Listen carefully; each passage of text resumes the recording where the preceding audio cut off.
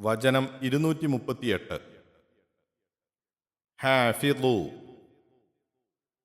സൂക്ഷിച്ചു പോരുവിൻ, കാത്തുപോരുവിൻ, അലസ്വലവാറ്റി, നമസ്കാരങ്ങളെപ്പറ്റി, വസ്വലാറ്റി, നമസ്കാരത്തെയും, അൽ വുസ്തോ, മധ്യ, നടുവിലുള്ള, ശ്രേഷ്ഠമായ, വഖൂമു, നിൽക്കുകയും ചെയ്യുക, ലില്ലാഹി, അല്ലാഹുവിനായി, അല്ലാഹുവിനു വേണ്ടി, ഖാനിതീൻ, ഭക്തരായിട്ട്, ഒതുക്കമുള്ളവരായിക്കൊണ്ട്.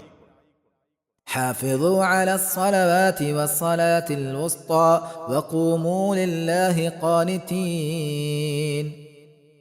എല്ലാ നമസ്കാരങ്ങളെയും വിശിഷ്യ മധ്യനമസ്കാരത്തെയും സംബന്ധിച്ച് നിങ്ങൾ സൂക്ഷിച്ചു പോരുവീൻ.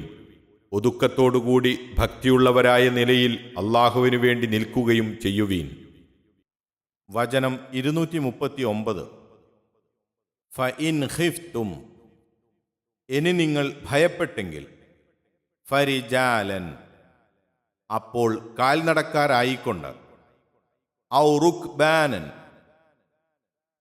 അല്ലെങ്കിൽ വാഹനക്കാരായി, വാഹനമേറിക്കൊണ്ട്, ഫഇദാ അമിൻതും, എന്നാൽ നിങ്ങൾ സമാധാനപ്പെട്ടാൽ, നിർഭയമായാൽ, ഫദ്കുറുല്ലാഹ, അപ്പോൾ അല്ലാഹുവിനെ ഓർക്കുവിൻ, കമാ അല്ലമക്കും, അവൻ നിങ്ങൾക്ക് പഠിപ്പിച്ച പോലെ, അറിവു നൽകിയ പോലെ, മാലം തകൂനു, നിങ്ങളായിരുന്നില്ലാത്തത്, തഅലമൂൻ, നിങ്ങൾ അറിയുകയായിരുന്നില്ലാത്തത്.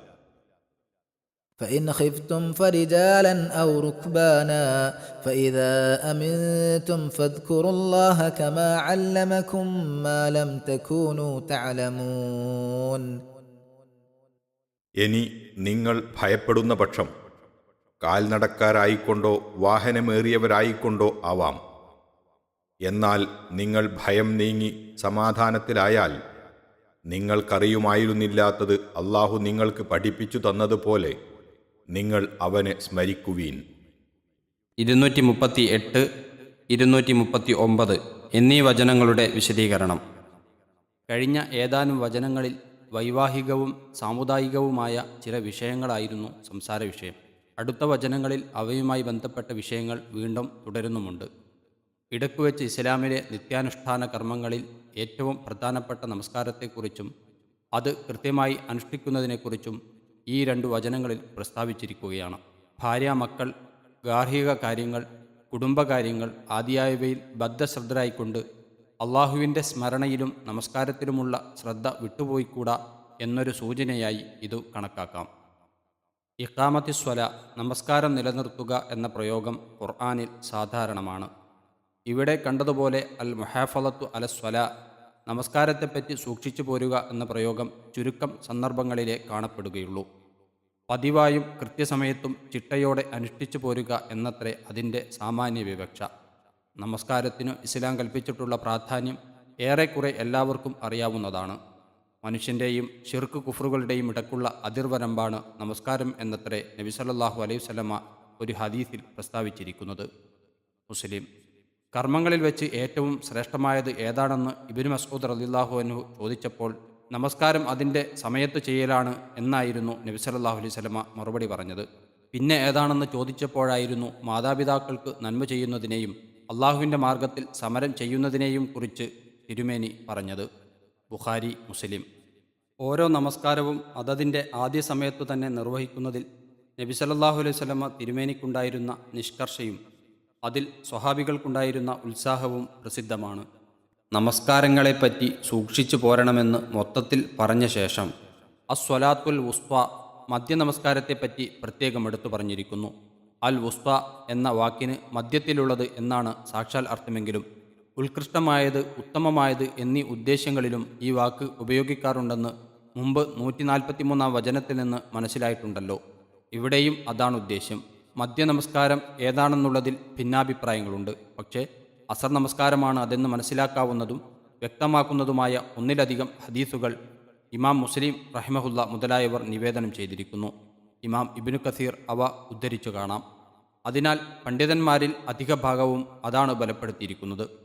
അസർ നമസ്കാരത്തെ പ്രത്യേകം എടുത്തു പറയുവാൻ കാരണം ചില വ്യാഖ്യാതാക്കൾ ചൂണ്ടിക്കാട്ടിയതുപോലെ അതിൻ്റെ സമയം ഉച്ചനേരത്തെ വിശ്രമശേഷമായതുകൊണ്ട് അത് കൃത്യസമയത്ത് നിർവഹിച്ചു പോരണമെങ്കിൽ കൂടുതൽ ശ്രദ്ധ പതിക്കേണ്ടതുകൊണ്ടായിരിക്കാം.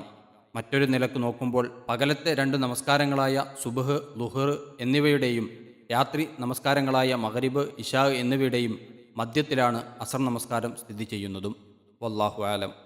നിങ്ങൾ അള്ളാഹുവിനു വേണ്ടി ഭക്തിയുള്ളവരായിക്കൊണ്ട് നിൽക്കുകയും ചെയ്യുവീൻ എന്നു പറഞ്ഞതിൻ്റെ സാരം അള്ളാഹുവിൻ്റെ മുമ്പിൽ നമസ്കരിക്കുവാൻ നിൽക്കുന്നത് ഭക്തിയോടുകൂടിയായിരിക്കണം, അച്ചടക്കവും ഒതുക്കവും പാലിച്ചുകൊണ്ടുമായിരിക്കണം എന്നത്രേ. അപ്പോൾ സംസാരം, തിരിഞ്ഞും മറിഞ്ഞും നോക്കൽ, മറ്റു വിഷയങ്ങളിലേക്കു ശ്രദ്ധ കൊടുക്കൽ, ധൃതഗതിയിൽ കഴിച്ചുകൂട്ടൽ, കൈകാലുകൾ മുതലായവ അടക്കി വെക്കാതിരിക്കൽ ആദിയായ കാര്യങ്ങളെല്ലാം നമസ്കാരത്തിൽ വർജിക്കേണ്ടതാണെന്ന് ഇതിൽ നിന്നു മനസ്സിലാക്കാം. ഹദീസുകളിലാകട്ടെ ഇവയെക്കുറിച്ചെല്ലാം പ്രത്യേകം വിവരിച്ചു പറയപ്പെടുകയും ചെയ്തിരിക്കുന്നു. സെയ്ദ് ബിനു അർഖം റളിയല്ലാഹു അൻഹു പറയുന്നു, ഞങ്ങൾ നമസ്കാരത്തിൽ സംസാരിക്കാറുണ്ടായിരുന്നു. ഒരാൾ തൻ്റെ സഹോദരനോട് തൻ്റെ ആവശ്യത്തെക്കുറിച്ച് സംസാരിച്ചിരുന്നു. അങ്ങനെ വഖൂമൂ ലില്ലാഹി ഖാനിതീൻ എന്നുള്ള ഈ വചനം അവതരിച്ചു. അപ്പോൾ ഞങ്ങളോട് അടങ്ങിക്കൊള്ളുവാൻ കൽപ്പിക്കപ്പെട്ടു. ബുഖാരി.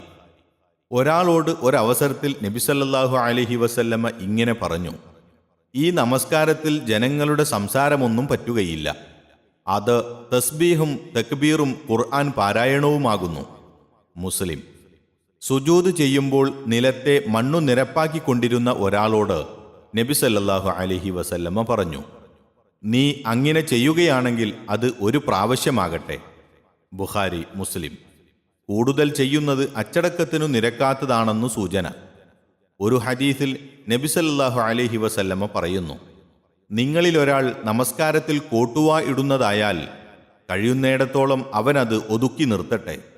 അവൻ വാ തുറന്ന് ഹാ എന്ന് പറയരുത്, കാരണം അത് പിശാചിൽ നിന്നുള്ളതാകുന്നു. അവൻ അതു നിമിത്തം സന്തോഷിച്ചു ചിരിക്കുന്നതാണ്. ബുഖാരി.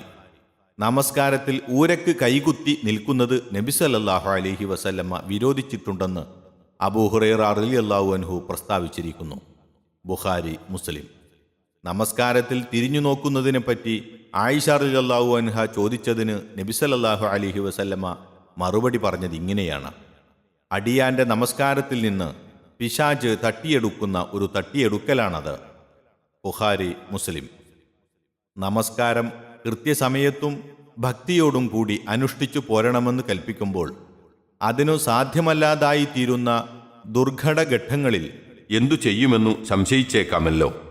അതിനുള്ള മറുപടിയാണ് 2-ാമത്തെ വചനം.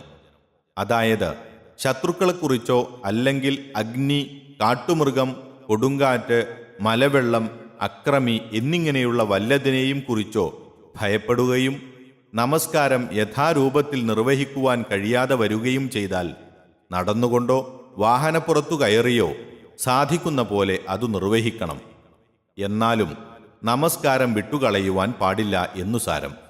ഈ അവസരത്തിൽ ഖിബിലക്കു തിരിഞ്ഞേ തീരൂ എന്നില്ല. അതുപോലെ തന്നെ സുജൂദ്, റുകൂഅ് മുതലായവയും സാധിക്കുന്നത്ര നന്നായി ചെയ്താൽ മതിയാകും. സൗകര്യമുള്ളയിടത്തോളം എല്ലാം ചെയ്യണമെന്നേയുള്ളൂ. ഭയപ്പാടിൻ്റെ കാരണം നീങ്ങി സമാധാനപ്പെട്ടാൽ അള്ളാഹു പഠിപ്പിച്ചു തന്നതുപോലെ ശരിയായ രൂപത്തിൽ തന്നെ അത് നിർവഹിക്കുകയും വേണം.